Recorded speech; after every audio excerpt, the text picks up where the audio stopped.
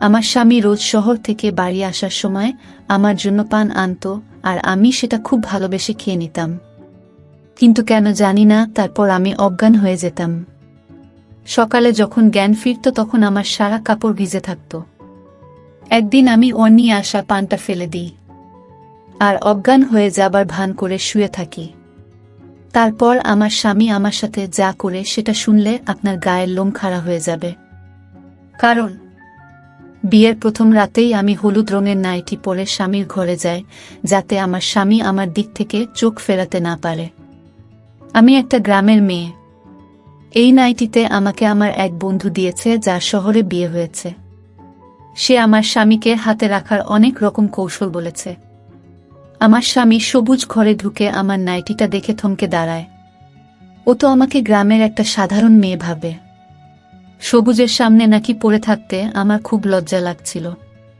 কিন্তু এখনো আমার স্বামী আর আমাকে ওর মন জয় করতেই হবে। আমার বিয়ে নিয়ে অনেক স্বপ্ন ছিল, আর আজকের রাতটার জন্য আমি বহুদিন ধরে অপেক্ষা করেছিলাম। যখন ঘনিষ্ঠ হওয়ার সময় এগিয়ে আসছিল, আমার বুক ধড়ফড় করতে লাগলো। সবুজ আমার কাছে আসে আর আমার হাতটা ধরে বলে, তোমাকে খুব সুন্দর দেখতে লাগছে। এই একটাই কথা আমার জীবনটা আরো রঙিন করে দেয়। সবুজ তার পকেটের ভেতর হাত দেয়। আমি ভাবলাম ও হয়তো আমাকে বিয়ের প্রথম রাতে কোনো উপহার দেবে, কিন্তু যখন পকেট থেকে হাত বার করল, আমি অবাক হলাম। আমি দেখলাম ওর হাতে একটা পানের কাগজ। সবুজ সেই কাগজটা খুলে আর বলে, আজ বিয়ের প্রথম রাতে আমি নিজের হাতে তোমাকে মিষ্টি পান খাওয়াবো। সবুজের কথা শুনে আমার মুখে হাসি ফুটে ওঠে। ও বলে যে ও শুধু আমার জন্য শহর থেকেই পান বানিয়েছে। ভালোবেসে ওই পানটা আমাকে খাওয়ায়, আর আমিও খুশি হয়ে খেয়ে নিই। পানটা খুব মিষ্টি ছিল। সবুজ আমার চোখে চোখ রেখে ভালোবাসার কথা বলতে থাকে, আর আমি নিজেও জানি না আমি কখন ঘুমিয়ে পড়ি। কিছুক্ষণ পর আমি জ্ঞান হারিয়ে ফেলি। সকালে যখন আমার ঘুম ভাঙে তখন ঘড়িতে 10:20 বেজেছিল। আমার জামাটা পুরো ভিজে ছিল। আমি ভাবতে লাগলাম যে রাতের জন্য আমি এতদিন ধরে অপেক্ষা করেছিলাম, সেই রাতে আমি কি করে ঘুমিয়ে পড়লাম। তারপর আমার সবুজের কথা মনে পড়ল। কে জানে ও কি মনে করল কিনা। আমার জামাটা ভিজল কি করে, সবুজ ঘরে ছিল না।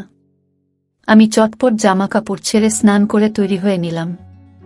আমি যখন চুল আঁচড়াচ্ছিলাম তখন সবুজ ঘরে ঢোকে। তার মেজাজ খুব খারাপ ছিল। সে কোনো কথা বলল না। আমি যখন ওর সাথে কথা বলার চেষ্টা করি ও খুব রেগে যায়। এটা আমার অসুস্থ লাগে। আমি ঠিক করলাম আমি যেভাবেই হোক ওর রাগ ভাঙাবো। ওই ঘর থেকে চলে যাবার পর আমার মাসিয়ে, এখন আমার শাশুড়ি, তিনি আমার ঘরে আসেন। আমার চোখে জল দেখে উনি জিজ্ঞেস করেন, কি হয়েছে বোমা? আমি বললাম যে আমি সবুজকে লাগিয়ে দিয়েছি মা। মা বলে, আমি এক্ষুনি ওর সাথে কথা বলছি। কিন্তু আমি মাসির হাত ধরে তাকে অনুরোধ করি সে যেন সবুজকে কিছু না বলে, না হলে ও আরও রেগে যাবে। আমার কথা শুনে মাসি চুপ করে যায় আর বলে, ছোট ছোট ব্যাপারে অভিমান করো না। কয়েকটা দিন সবুজের সাথে থাকলে তুমি ওর স্বভাবটাও খুব ভালো করে বুঝতে পারবে। আমি মাসির কথা শুনে মনে জোর পাই। মা বাবার আদরের মেয়ে হওয়ার সাথে সাথে আমি মা ছিল খুব আদরের। আমার ছোটবেলা থেকেই ইচ্ছে ছিল আমার বিয়ে যেন মাসির ছেলে সবুজের সাথে হয়। আমার যখন 15 বছর বয়স হয় তখন মাসি আমার সাথে দেখা করতে আসে আর আমাকে মিষ্টিমুখ করায়। আমি খুব খুশি ছিলাম, কারণ মাসি আমাকে খুব ভালোবাসত। তাই মা বাবাও এই বিয়েতে আপত্তি করেনি। সবুজ শহরে একটা ভালো চাকরি করে। সকালবেলা কাজে বেরিয়ে যেত আর রাতে বাড়ি ফেরে। ছেলে রোজগারের টাকা দিয়ে মাসি গ্রামে একটা বড় বাড়ি তৈরি করে। আমার আর সবুজের অনেক বছর দেখা হয়নি, কারণ ও বেশিরভাগ সময় শহরে থাকত। যখন বাড়ি আসতো তখন আমাদের গ্রামে আসার সময় পেত না। আমাদের বিয়ে ঠিক হওয়ার পরেও আমার সাথে দেখা করতে আমার গ্রামে আসেনি। এটা নিয়ে আমার মনে অনেক প্রশ্ন জাগে। একদিন যখন মাসি আমাদের সাথে দেখা করতে আমাদের গ্রামে আসে, তখন আমি তাকে কথায় কথায় জিজ্ঞেস করি যে সবুজ কেন আমাদের গ্রামে আসে না। মায়ের কানে যখন এই কথাটা যায় তখন মা আমাকে একটা চড় মারে আর বলে, তোর লজ্জা করে না নিজের হবু স্বামীকে নিয়ে সব প্রশ্ন করতে? মাসি মুচকি হেসে বলে, কেন আসবে না? ওর যখন সময় হবে ও নিশ্চয়ই আসবে। ওর গায়ে এখন শহরের হাওয়া লেগেছে। আজকাল খুব কম কথা বলে। ও আর আগের মতো নেই, খুব গম্ভীর হয়ে গেছে। মাসির কথা শুনে মা বলে, যখন ছেলেদের উপর সংসারের দায়িত্ব এসে পড়ে তখন তারা এরকম গম্ভীর হয়ে যায়। আমার মেয়ে এখনো বুদ্ধিশুদ্ধি হয়নি যা মনে আসে তাই জিজ্ঞেস করে বসে। মা রেগে আমার দিকে তাকায়, আর আমি ওখান থেকে উঠে নিজের ঘরে চলে আসি। মাসি চলে যাওয়ার পর মা আমাকে অনেক কথা শোনায়। মা কত কি না বলল, কিন্তু আমার কোনো কথাই কানে এলো না, কারণ আমি তখন নিজের খেয়ালে মগ্ন ছিলাম। আমি এই ভেবে খুশি ছিলাম যে আমার হবু স্বামী একজন শহরের লোক। শহর থাকা আমার অনেক দিনের ইচ্ছে। মাসি বিয়ের জোগাড়যন্ত্র করার জন্য 10 মাসের মতো সময় চেয়ে নেয়, আর এই 10 মাস আমি শুধু স্বপ্ন দেখতে থাকি। তখন কি আর আমি জানতাম যে একদিন আমার সব স্বপ্ন ভেঙে চুরমার হয়ে যাবে। সবুজের সাথে আমার বিয়ের সব রীতিনীতি মেনে খুব ধুমধাম করে হয়। বিয়ের পর আমি মায়ের থেকে বিদায় নিয়ে সবুজের সাথে মাসির গ্রামে চলে আসি। মাসি আমাকে পেয়ে খুব খুশি ছিল, কিন্তু বিয়ের প্রথম রাতে ঘুমিয়ে পড়ার জন্য সবুজ আমার উপর খুব রেগে গিয়েছিল। সে সারাদিন আমার সাথে কথা বলেনি। আমি সারাদিন ওর পিছন পিছন ঘুরতে থাকি, কিন্তু ও আমার দিকে ফিরেও তাকায় না। সবুজ ছাদে গিয়ে বসে রইল, আর তাই গ্রামে মেয়েদের ছাদে যাওয়া বারণ। তাই আমিও ওর পিছন পিছন ছাদে যেতে পারিনি। রাতের বেলা ঘরে আসে, তখন আমি কেঁদে কেঁদে চোখ ফুলিয়ে ফেলেছি। ও আমার পাশে এসে বসে আর বলে, আমাকে ক্ষমা করে দাও। আমার খুব মাথা গরম হয়ে গেছিল। কাল আমি তোমার কাছে বসেছিলাম আর তুমি এমন করে ঘুমালে যে তোমাকে আমি কতবার ডাকলাম কিন্তু তুমি উঠলে না, তাই আমি রেগে গিয়েছিলাম। আমি জানতাম যে দোষটা আমারই, তাই আমি সবুজের কাছে ক্ষমা চেয়ে নিলাম, আর ওকে কথা দিলাম এরপর থেকে এমনটা আর কোনো দিন হবে না। খুশি হয়ে আমার লম্বা চুলের প্রশংসা করতে লাগে। আমি ভাবি, সবুজ সারাদিন এত রেগেছিল, এখন হঠাৎ ওর আচরণ এমন বদলে গেল কি করে? ও আজ আবার মিষ্টি পান বের করে আমাকে খাওয়ায় আর বলে, পান খেলে তোমার ঠোঁটটা লাল হয়ে যায়, তোমার সুন্দর ঠোঁটটা আরও সুন্দর হয়ে ওঠে। এমন মিষ্টি করে ও কথা বলে যে আমি লজ্জায় লাল হয়ে যায়। সবুজ আমার হাতটা ধরে কিছু একটা বলছিল, কিন্তু আমি কিছুই বুঝতে পারছিলাম না। কিছুক্ষণ পর আমি এই পৃথিবী থেকে অনেক দূরে চলে যাই। আমার যখন জ্ঞান আসে তখন আমি দেখি দুপুর 12টা বেজেছে। আমি চটপট উঠে বসলাম। আমার মনে হলো সবুজ নিশ্চয়ই আজ আবার খুব রেগে গেছে, কিন্তু আমি এটা কিছুতেই বুঝতে পারছি না যে রাতে আমার এত গভীর ঘুম কি করে আসছে। আমার জামা কাপড় পুরো ভিজে গিয়েছিল, আমার শীত করছিল। আমি স্নান করে যখন ঘরের বাইরে গেলাম তখন দেখি সবুজ আমার মাসিকে বলেছে, তুমি এ কেমন মেয়ের সাথে আমার বিয়ে দিয়েছ? এ তো ঘুম থেকে ওঠার কোন সময় ঠিক নেই। এর সাথে আমি সারা জীবন কি করে কাটাবো? ও এটাও জানে না যে গ্রামের মেয়েদের সকালবেলা উঠে বাড়ির কাজকর্ম করতে হয়। তুমি 7 সকালে উঠে বাড়ির সব কাজ করছো, আর উনি মহারানীর মতো ঘুমোচ্ছেন। এরকম চলতে থাকলে আমি আর বেশি দিন তোমার ভাইয়ের মেয়েকেই বাড়িতে রাখব না। এসব কথা শুনে আমি একটু ঘাবড়ে যাই। আমি ভাবিনি যে আমার স্বামী এতটা কঠিন হতে পারে। আমার আর দাঁড়িয়ে এর পরের কথাগুলো শোনার মতো সাহস হলো না। আমি রান্নাঘরে চলে গেলাম। মাসির সত্যি সকাল থেকে উঠে অনেক কাজ করেছে। রান্নাঘরটা পুরো পরিষ্কার ছিল, আর দুপুরের খাবারটাও বানানো হয়েছিল। আমি সবুজের সাথে সাথে মাসির চোখেও খারাপ হয়ে যাচ্ছি। আমার নিজের উপর খুব রাগ হয়। কে জানে আমার কি হয়েছে? আমি সারা ঘর ঘুরে দেখি বাড়ির সব কাজ সারা হয়ে গেছে। তাই হয়তো সবুজ আজ একটু বেশি রেগে গেছে।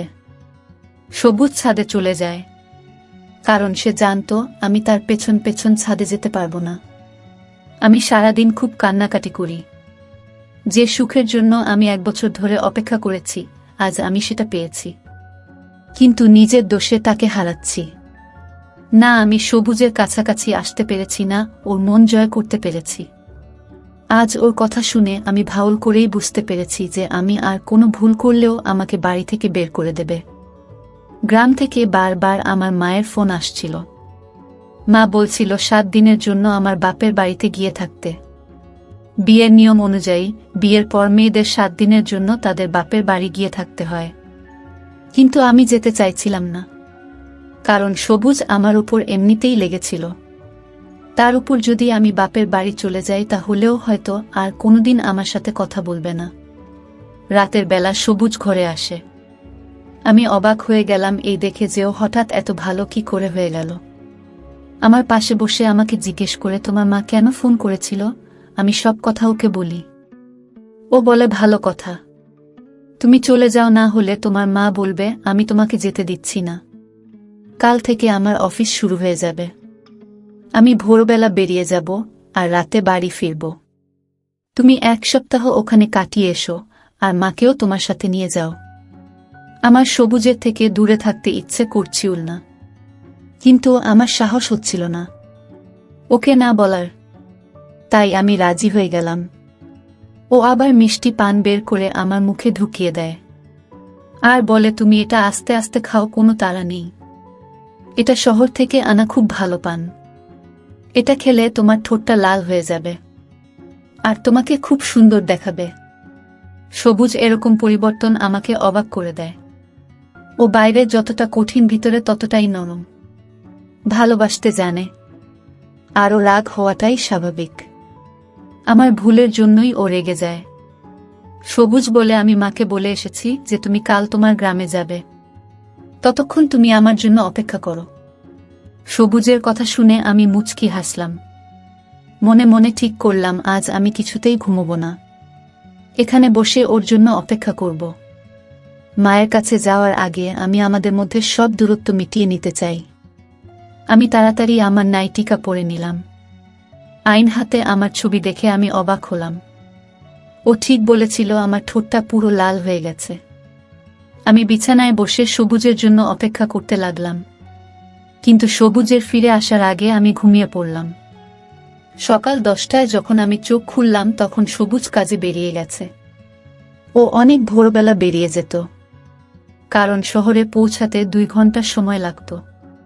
আমার খুব কান্না পাচ্ছিল। আমার বিয়ের 1 সপ্তাহ হয়ে গেল, কিন্তু এখনো আমি সবুজের সাথে কোনো সম্পর্ক তৈরি করতে পারিনি। ওর রাগ হওয়াটাই স্বাভাবিক। আমি বুঝতে পারছি না আমার জামাকাপড় এত ভিজে গেল কি করে। আমি যখন ঘর থেকে বেরিয়ে এলাম তখন দেখলাম মাসি গ্রামে যাওয়ার জন্য তৈরি হয়ে বসে আছে। মাসি আমাকে দেখে বলে, সবুজ তো বেরিয়ে গেছে, এখন আমাদেরকে গ্রামের জন্য রওনা দিতে হবে। আমি মাসির সাথে গ্রামে রওনা দিলাম, কিন্তু আমার মনটা সবুজের সাথে শহরে চলে গেছিল। আবার আমার ওর সাথে স্বাক্ষর দেখা হবে। আমার বাড়ির লোকেরা আমাকে দেখে খুব খুশি হয়। সব থেকে বেশি খুশি হয় আমার ছোট বোন। সারা গ্রাম জেনে গেছিল যে আমি বাড়িতে এসেছি, তাই গ্রামের মহিলারা একজোট হয়ে আমাকে দেখতে আসে। আমাদের এক প্রতিবেশী মেয়ে আনিতা দিয়েছিল। সে আমার খুব ভালো বন্ধু ছিল, আর গ্রামে এসে আমি তার বিয়েতে আনন্দ করার সুযোগ পেয়ে যায়। গ্রামে খুব হই হুল্লোড় হচ্ছিল, কিন্তু আমার মনটা খারাপ ছিল। আমার সবুজের কথা বারবার মনে পড়ছিল। একটু অদ্ভুত ব্যাপার হলো, যবে থেকে আমি মায়ের কাছে এসেছি তবে থেকে আমার একেবারে ঘুম আসছে না। আর সবুজের বাড়িতে আমার রোজ রাতে ঘুম চলে আসতো। আমি জেগে থাকা অনেক চেষ্টা করতাম, কিন্তু পারতাম না। হয়তো আমার সবুজের জন্য মন খারাপ হচ্ছে, তাই আমি এখানে ঘুমোতে পারছি না। হলুদ মেহেন্দি পরানোর দিন আমাদের পাড়ার মাসির ছেলে ফিরোজ শহর থেকে আসে বোনের বিয়ে দেখতে। সে ছোটবেলা থেকেই গ্রামে যাতায়াত করত। সে আমাকে দেখে আমার পিছন পিছন ঘুরতে থাকে। তার নজর সবসময় আমার উপর ছিল। এটা মনে হয় আমার মাসি ও লক্ষ্য করেছিল। আমার খুব ভয় লাগছিল। এমনিতেই এখন সবুজ আর আমার সম্পর্ক ভালো নয়, তার উপর যদি মাসি এসব দেখে তাহলে আমার বাড়িতে জায়গা হবে না। তাই আমি বিয়ের বাড়ি ছেড়ে নিজের বাড়িতে ফিরে আসছিলাম। কিন্তু ফিরোজ আমার পিছনে আর রাস্তায় আমাকে থামিয়ে বলে সে আমাকে ভালোবাসে। আমি যদি চাই তাহলে সে আমার বাড়িতে বিয়ের প্রস্তাব পাঠাবে। আমি রেগে গিয়ে তাকে বলি, আমার বিয়ে হয়ে গেছে। এরপর থেকে যেন সে এরকম কথা না বলে। আমার কথা শুনে ফিরোজ বলে, শহরে আমার অনেক বড় বাড়ি আছে, গাড়ি আছে, আমি তোমাকে খুব সুখে রাখব। তুমি তোমার স্বামীকে ছেড়ে দিয়ে আমার সাথে চলো। আমি তোমাকে অনেক দিন ধরেই ভালোবাসি। আমি কি আর জানতাম যে তোমার 16 বছর বয়সে বিয়ে হয়ে যাবে। আমি তাকে বলি, সে আজ যা বলেছে আমি শুনেছি, কিন্তু এরপর যেন সে এরকম কথা মুখে না আনে, কারণ আমি আমার স্বামীকে খুব ভালোবাসি, আর তার একটা ভুলের জন্য আমার বদনাম হয়ে যেতে পারে। ফিরোজ তখন ফিরে যায়, কিন্তু আমার পক্ষে আমি তার বিয়েতে থাকা মুশকিল হয়ে পড়েছিল। ফিরোজ খুব জেদ ধরেছিলেন, লুকিয়ে লুকিয়ে তার ফোনে আমার ফটো তুলেছিলেন। যেমন তেমন ভাবে একটা সপ্তাহ কাটিয়ে আমি মাসির সাথে আমার শ্বশুরবাড়ি ফিরে আসি। সবুজ মনে হয় আজ তাড়াতাড়ি কাজ থেকে ফিরে এসেছে। আমরা দুপুরে বাড়িতে গিয়ে পৌঁছই। তখন সবুজ বাড়িতেই ছিল। সবুজকে দেখে আমি খুব খুশি হই। আমি নিজের জিনিসপত্র রাখতে নিজের ঘরে যাই, আর সবুজ তার মায়ের সাথে কথা বলতে তার ঘরে চলে যায়।